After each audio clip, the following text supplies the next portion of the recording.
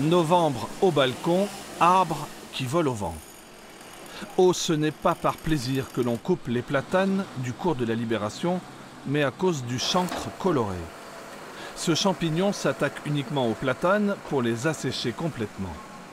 Ici, 5 arbres, comme celui-ci, étaient atteints par cette maladie, mais il faut en couper 58.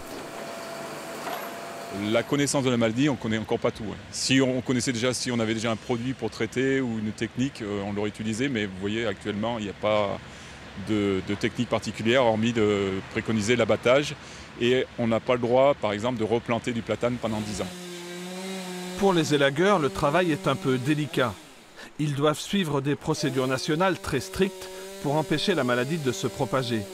Bâche au sol, traitement à l'eau de javel, combinaison pour les hommes. Et la spectaculaire technique de la grue fait aussi partie du processus. On ne coupe pas tous les jours des arbres à la grue. Et justement, pour pouvoir faire le moins de coupes possible, pour engendrer le moins de sciure possible, on y fait à la grue. Comme ça, on prend les arbres en une seule fois.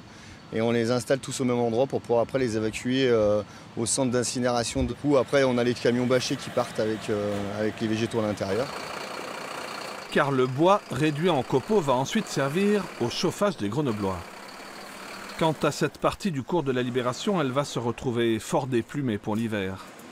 Une étude paysagère va être lancée pour savoir quelles espèces vont remplacer les platanes.